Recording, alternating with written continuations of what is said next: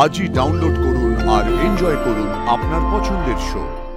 ফুল যেমন জলে না থাকলে মুচড়ে পড়ে, মাছ যদি জলের বাইরে থাকে তাহলে সে ছটফট করে।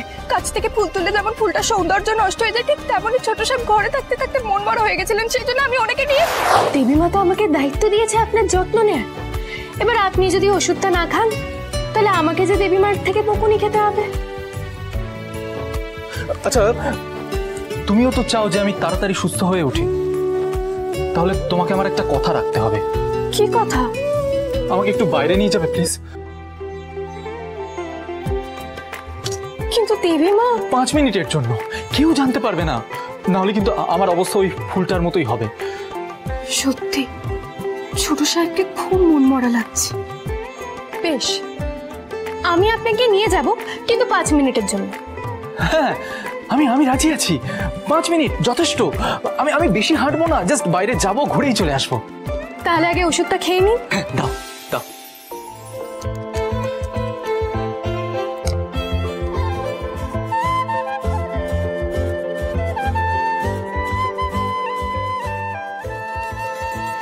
ছোট সাহেব, ব্যথা হলে আমাকে বলবেন, ঠিক আছে?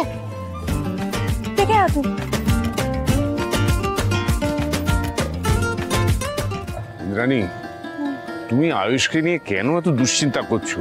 গুরুদেব তো বলেছেন যে এমন একটা শক্তি আয়ুষের আশেপাশে আছে যে আয়ুষকে সমস্ত বিপদ থেকে রক্ষা করবে।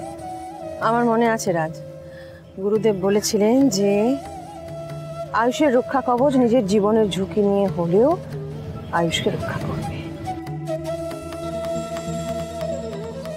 কিন্তু সে কি?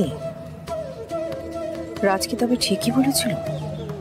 সত্যি কি কুসুম আয়ুষকে আগলে রেখেছে? থ্যাংক ইউ কুসুম, আমার এখন খুব ভালো লাগছে। ঘরের মধ্যে থাকতে থাকতে কেমন যেন দম বন্ধ হয়ে আসছিল। দেবী মা যদি জানতে পারেন যে আমি আপনাকে ঘরের বাইরে নিয়ে এসেছি, তাহলে আমার সাথে সাথে আপনিও কিন্তু বকা খাবেন। দেবী মার বড় সাহেব যে কোনো মুহূর্তে চলে আসতে পারে। না না, চলো তাহলে বাড়ি ফিরে যাই। তুমি যে আমাকে নিয়ে বেরিয়েছো এটাই অনেক। চলো তাহলে এবার ফেরা যাক। চলুন, আসুন।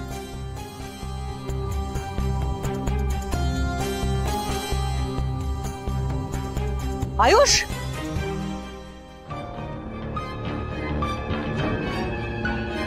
তুমি এখানে? দেবী মা, ফুল যেমন জলে না থাকলে মুচড়ে পড়ে, মাছ যদি জলের বাইরে থাকে তাহলে সে ছটফট করে।